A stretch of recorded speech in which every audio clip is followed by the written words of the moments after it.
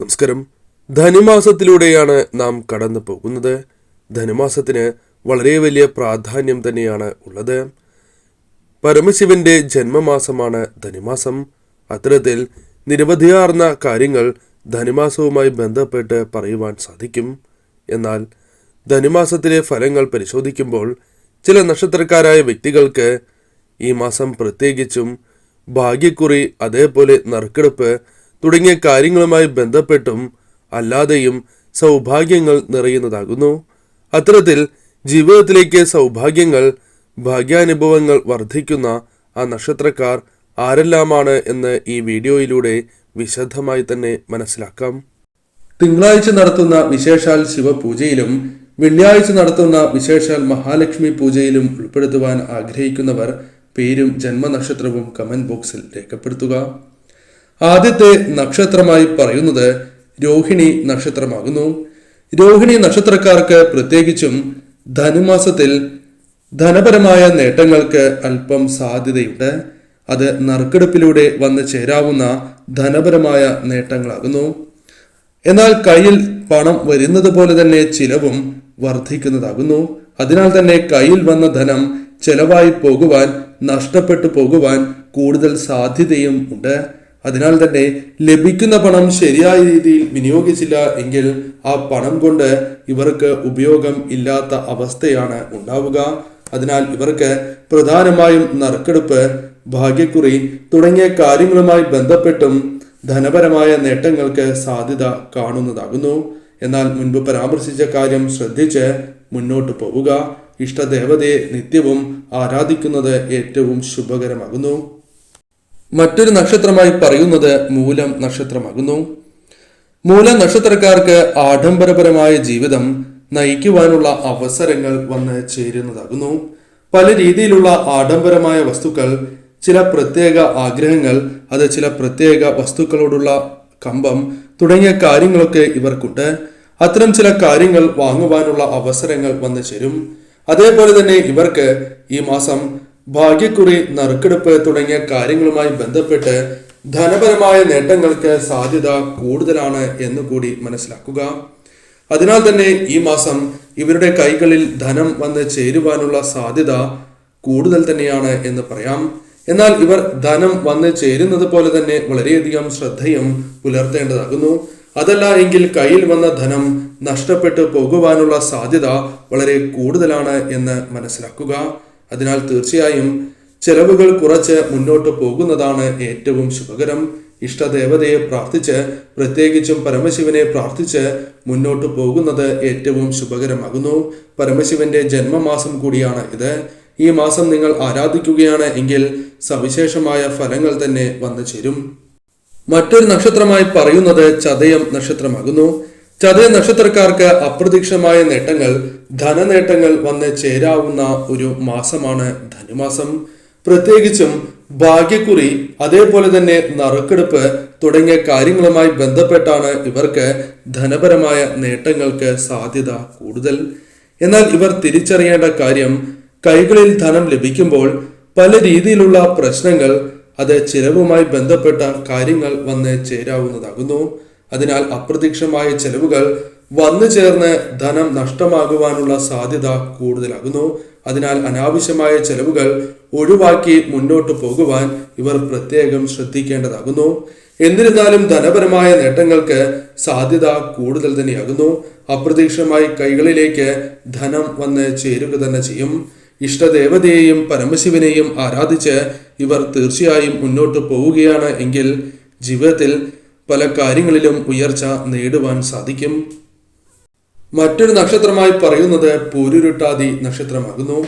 പൂരുരുട്ടാതി നക്ഷത്രക്കാർക്ക് ധനപരമായ നേട്ടങ്ങൾക്ക് സാധ്യത അല്പം കൂടുതലാണ് എന്ന് മനസ്സിലാക്കുക. പല വഴികളിലൂടെയും ധനം വന്നു ചേരുവാൻ ധനുമാസത്തിൽ സാധ്യത കൂടുതൽ തന്നെയാകുന്നു. എന്നാൽ പ്രത്യേകിച്ചും ലോട്ടറി, ഭാഗ്യക്കുറി തുടങ്ങിയ കാര്യങ്ങളുമായി ബന്ധപ്പെട്ട് ധനപരമായ നേട്ടങ്ങൾക്ക് സാധ്യത വളരെ കൂടുതലാകുന്നു. അതിനാൽ തന്നെ ഇവരുടെ ജീവിതത്തിലേക്ക് ധനം വന്ന് ചേരുവാനുള്ള സാധ്യത വർദ്ധിച്ചിരിക്കുന്ന അവസരമാണ് എന്ന് മനസ്സിലാക്കുക. എന്നാൽ ചതിവ് സംഭവിക്കാനുള്ള സാധ്യത, അത് സാമ്പത്തികപരമായി ചതിവ് സംഭവിക്കാനുള്ള സാധ്യത കൂടുതലാണ് എന്ന് തിരിച്ചറിഞ്ഞ് മുന്നോട്ട് പോവുകയാണ് ഇവർ ചെയ്യേണ്ടത്. തീർച്ചയായും പൂരുരുട്ടാതി നക്ഷത്രക്കാർക്ക് ശുഭകരമായ ഫലങ്ങൾ തന്നെ വന്നു ചേരും. എന്നാൽ വളരെയധികം ശ്രദ്ധ നിങ്ങൾ എല്ലാ കാര്യത്തിലും പുലർത്തേണ്ടതാകുന്നു, പ്രത്യേകിച്ചും ധനപരമായ കാര്യങ്ങളിൽ. കൂടാതെ ഇഷ്ടദേവതയെയും പരമശിവനെയും ആരാധിച്ച് മുന്നോട്ട് പോകേണ്ട ഒരു സമയം കൂടിയാണ് ഇത് എന്ന കാര്യവും അറിഞ്ഞിരിക്കേണ്ടതാകുന്നു. മറ്റൊരു നക്ഷത്രമായി പറയുന്നത് ഉത്രട്ടാതി നക്ഷത്രമാകുന്നു.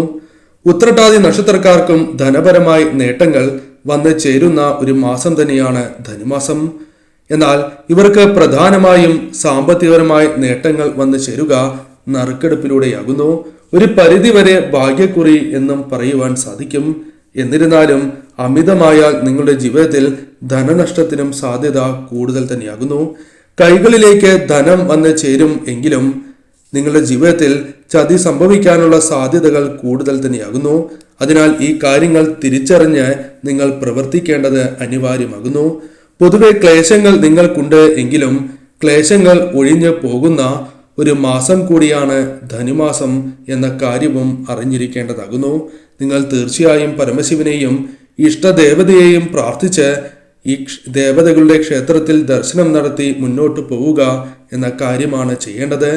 ഈ പരാമർശിച്ചിരിക്കുന്ന 5 നക്ഷത്രക്കാർക്കാണ് ഏറ്റവും കൂടുതൽ സാധ്യത എന്ന് പറയുന്നത്. ഇവർക്ക് ഈ മാസം ഇത്തരത്തിലുള്ള സാധ്യത വർദ്ധിച്ചിരിക്കുന്ന സമയമാകുന്നു. ഇനി ഇത്രയധികം സാധ്യത ഇല്ല എങ്കിൽ പോലും മോശമല്ലാത്ത നേട്ടങ്ങൾ പ്രത്യേകിച്ചും ധനപരമായി സ്വന്തമാക്കുവാൻ സാധിക്കുന്ന നക്ഷത്രക്കാരെ കുറിച്ചാണ് പറയുന്നതും. ഇവർക്ക് മുൻപ് പരാമർശിച്ച നക്ഷത്രക്കാരുടെ അത്രയും ഭാഗ്യം ഉണ്ടാകണം എന്നില്ല. എന്നിരുന്നാലും മോശമല്ലാത്ത നേട്ടങ്ങൾ സ്വന്തമാക്കുവാൻ സാധിക്കും. ആദ്യത്തെ നക്ഷത്രമായി പറയുന്നത് ഭരണി നക്ഷത്രമാകുന്നു. ഭരണി നക്ഷത്രക്കാർക്ക് വരുമാനം അല്പം വർദ്ധിക്കുന്ന സമയമാണ് എന്ന് തന്നെ പറയാം. കൈകളിലേക്ക് ധനം വന്ന് ചേരുവാനുള്ള സാധ്യത വർദ്ധിച്ചിരിക്കുന്നു എന്നതാണ് ഭരണി നക്ഷത്രക്കാരുടെ പ്രത്യേകതയായി പറയുന്നത്. അതിനാൽ തന്നെ ഇവർക്ക് വിദൂരമായ സാധ്യതകൾ നറുക്കെടുപ്പും അതേപോലെ ഭാഗ്യക്കുറിയുമായി ബന്ധപ്പെട്ടും വന്ന് ചേരാവുന്നതാകുന്നു. ധനപരമായ നേട്ടങ്ങൾ ഇത്തരത്തിലും സംഭവിക്കാം എന്ന് തന്നെ പറയാം. അതിനാൽ ഇവർ തീർച്ചയായും ധനപരമായ കാര്യങ്ങളിൽ കൂടുതൽ ശ്രദ്ധ പുലർത്തേണ്ട സമയമാകുന്നു. അല്ലെങ്കിൽ ധനപരമായ നഷ്ടങ്ങൾക്ക് സാധ്യത കൂടുതലാണ് എന്ന് തിരിച്ചറിയേണ്ടതാകുന്നു.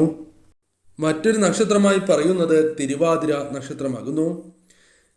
തിരുവാതിര നക്ഷത്രക്കാർക്ക് ചെറിയ രീതിയിലാണ് എങ്കിൽ പോലും കൈവായ്പ ലഭിക്കുകയും തിരികെ ലഭിക്കുകയും കടം തീർക്കുവാനുള്ള ധനം കൈകളിലേക്ക് വന്ന് ചേരുവാൻ സാധ്യത അല്പം കൂടുതലുള്ള സമയമാണ് എന്ന് തന്നെ പറയാം.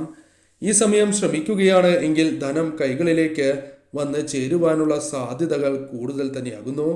വിദൂരമായ സാധ്യതകൾ നറുക്കെടുപ്പും അതേപോലെ ഭാഗ്യക്കുറിയുമായി ബന്ധപ്പെട്ടും ഇവർക്ക് വന്ന് ചേരാവുന്നതാകുന്നു. അതിനാൽ ഈ കാര്യങ്ങൾ കൂടി ശ്രദ്ധിക്കേണ്ടതാകുന്നു. ധനം കൈകളിലേക്ക് വന്ന് ചേർന്നാലും ചില ചെലവുകൾ അപ്രതീക്ഷിതമായി വന്ന് ചേരുവാൻ സാധ്യത കൂടുതലുള്ള സമയമാകുന്നു.